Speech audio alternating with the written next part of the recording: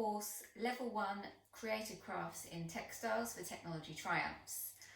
So today I'm just going to go through a few bits of tools and materials that we're going to need today. We'll need a piece of paper and a pencil just to sketch out some loose drawings. I've got my coloured felt in a few different colours. I've got a bunch of embroidery threads, and that's the materials, as well as the Bhandar Web. I've already cut out a square sheet. I will need a few more bits than that. The tools that I'm going to need today are some scissors, a pair of embroidery scissors, and I've got my embroidery needle. The embroidery needle, the eye is large enough for me to be able to thread my thread through with the aid of a needle threader, but not too big that it's going to leave holes through the felt, and I've got a nice sharp point onto the end of the embroidery needle. So today's practical, we're going to mix up Appliqué with our already learnt embroidery stitches skills. I'm working with felt today, and we're going to be creating an Appliqué rainbow, and then we're going to add some stitches to it as well to help secure the fabric, number one, and two, to add some decorative stitches to the overall design. So my felt squares are, what size are they? I think they are 12 by 12 centimetres. So that's the largest size I've got. I want to add my rainbow onto the back of a square of felt. You could put it onto the back of another piece of fabric if you'd like, especially if you've got ideas of how you might want to use this afterwards. But if you're unsure, let's stick with the felt. I know that you've got it because you've bought it for the course, and that might be an easy place to start with. So my design can't be larger than this square. So I'm just going to roughly draw out or draw around my felt square. The felt that I've got is quite thick, so I can do this quite easily. But if you're not able to do that, just bust it up with a ruler and then draw around your square. So that's the largest that I can work with. So what I'm going to draw here is I'm going to quickly sketch out a rainbow. So sometimes with the design, we take our inspiration from a number of places. A lot of designers don't just work off patterns or shapes or styles or designs off the top of their head. They use a variety of methods of research, such as mood boards, looking at existing products, and looking at other artists and other designers and being inspired by them. So in that vein, I had a quick look on my phone as a really quick and easy source of research. I had a look at some rainbow shapes, and because I don't want each colour we're going to cut out of our fabric, I don't want to have the strips too thin, so I'm simplifying the rainbow shape, okay? What I would suggest is 3 or 4 maximum different rainbow colours. So I'm just going to start sketching a rainbow shape. I had a quick look, as I said, online, and I'm working out from my centre point because I want it symmetrical. I might draw a line here, work out where my inner line is going to go just by using some simple guidelines. If I want 3 colours, I'm going to roughly split those up into thirds, and again split this line up into thirds, and then I can draw my rainbow shape.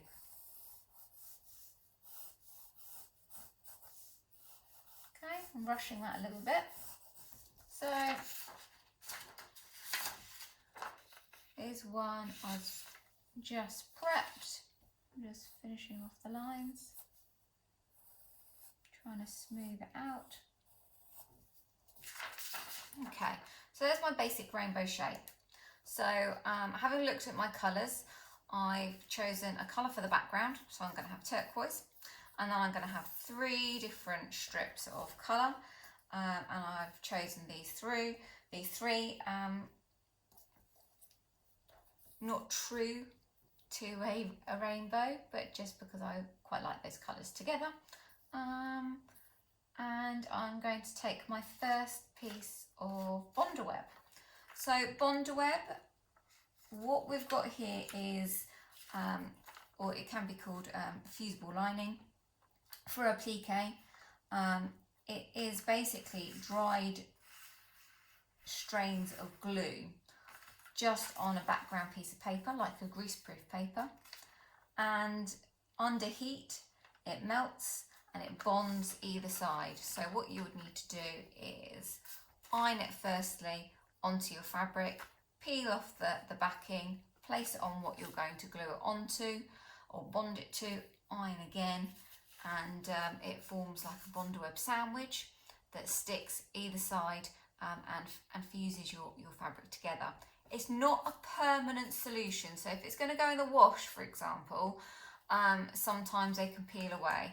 So what a lot of people would fuse it into place first of all, and then if it was an item of clothing, perhaps it'd be machine stitched edges.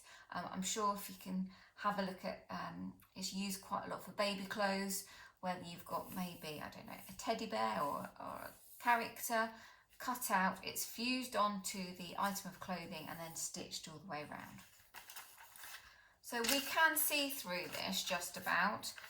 This is now our template, and we're going to refer back to this for our design all the way through.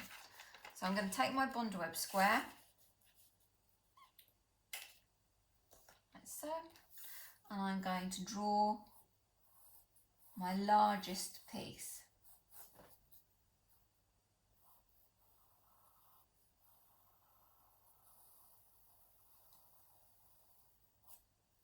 Okay, just the outline.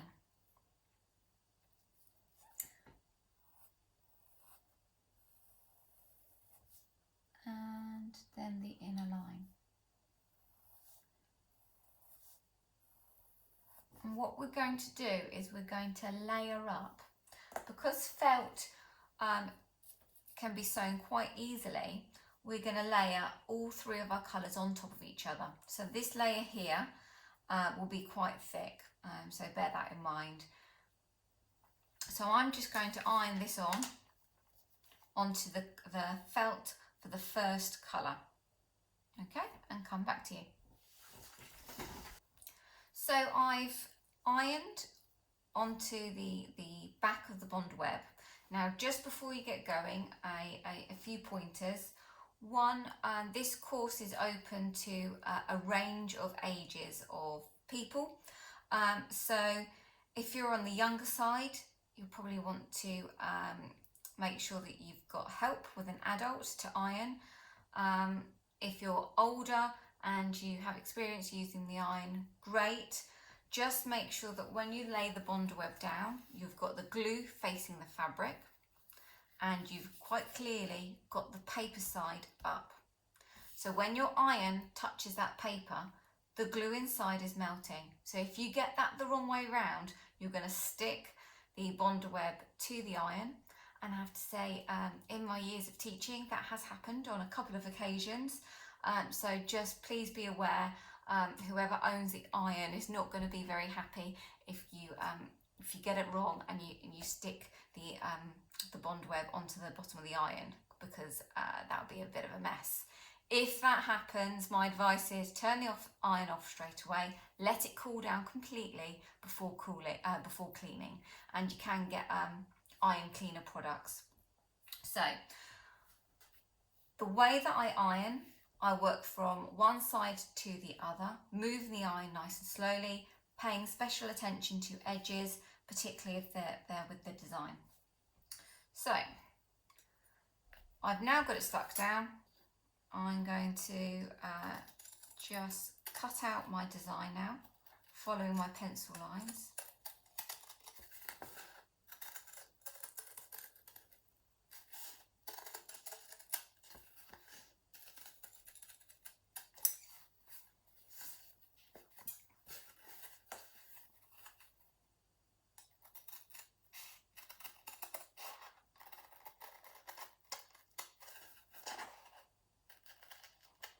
I always find, I know this probably sounds like a silly thing to say, but when I'm cutting, I'm moving the fabric, in this case, when I'm dealing with smaller bits, rather than moving the scissors.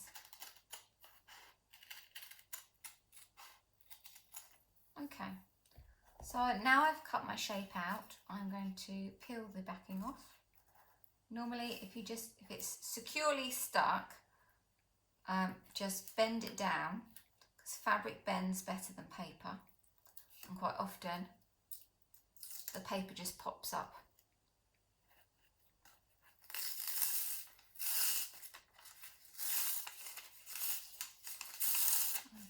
Okay, so I've got my felt. I don't know whether you can see that on the video, the different sheen, but you might be able to pick up that you can see that glue side now looks different from the felt. Okay, so I'm then going to lay that down onto my backing fabric. The felt squares are slightly different sizes yet. That fits better. Okay, so I'm now going to iron that on again. Okay. So I've got my first layer secure onto the backing felt, and now we're going to mark out the second layer. So I'm going to go back to my template, and I've got the rest of my Bhandar Web.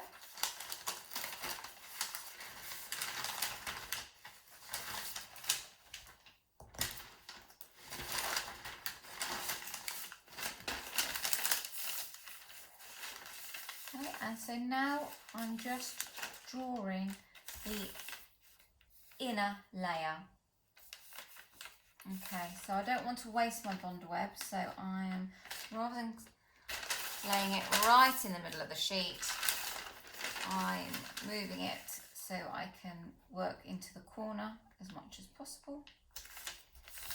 Okay, I'm going to draw out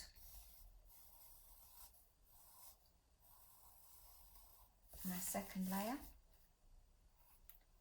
Again, drawing the inner layer line, because I'm layering those fabrics together.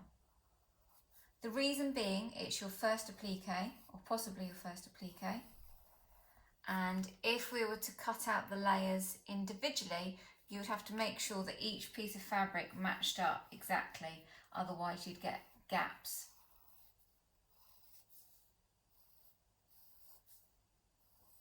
Okay, and as we're using felt, we'll be able to stitch all the way through. So I'm then roughly cutting this, cutting it down as to reduce wastage, so all this I can use again.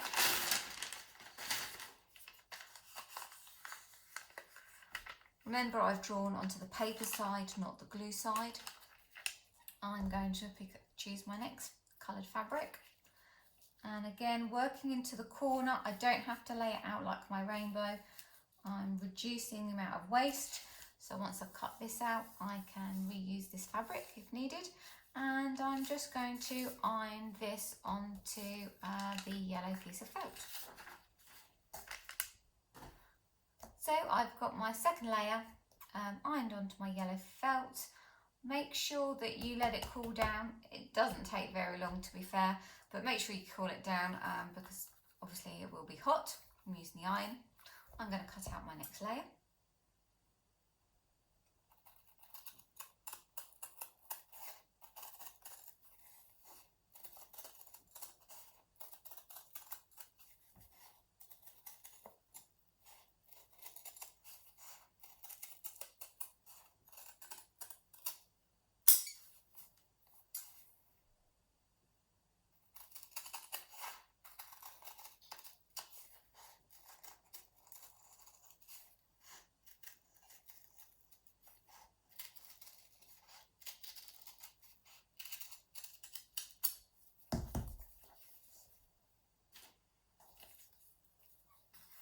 I'm going to keep all these bits of felt that I discard, because you never know when you might need a small quantity of something later on. Again, I just folded it over. The paper's popped up and I'm able to just peel that off. And so I've got my yellow felt cut out with my Bhandar Web stuck to the back of that. I'm then going to lay it down, so Bhandar Web touching the felt. I'm layering it up like that, and I'm going to iron that again. So we've got our 2 layers completed now, and I'm going to do exactly the same thing for the 3rd layer. So going back to my template,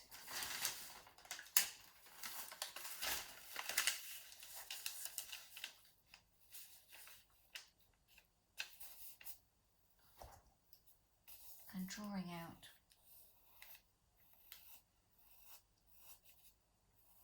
the last rainbow layer.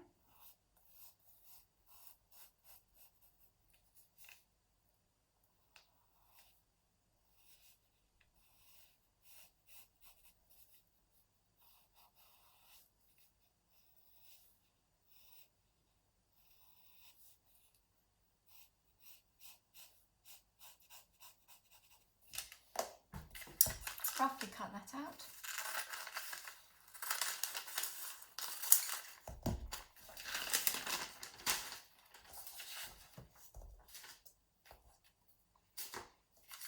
And I'm going to, there again, lay that on, iron it, and then cut it out, and then stick that on. So now I've ironed on the last layer onto my applique sample. Now it's time to add the decorative stitches. So this is where you need to think about your design. Are you going to match the same colours? Are you going to add the in-between colours of the actual rainbow for the coloured thread to kind of make up for the reduced number of colours? What kind of stitches are you going to use? Are you going to use a series of stitches, so 3 different stitches and then repeat? Our stitches are there to hold the edges of the fabric together, but that doesn't mean that you only need to stitch around here, because we're adding it for decoration. So have a go, think about all the stitches that I've shown you. You've got your running stitch, you've got your back stitch, cross stitch, satin stitch, a daisy stitch, couching stitch, plus any other stitches that you've researched independently as well for this project. So I'll have a little go. I might even ask my daughter to carry on with this sample and do a couple of stitches herself. And I'll be really excited to see your finished pieces.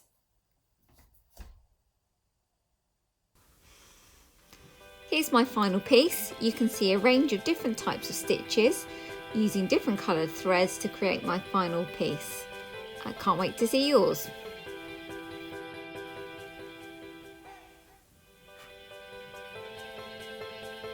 Now complete your own applique rainbow sample and answer questions 17 to 20 in your workbook.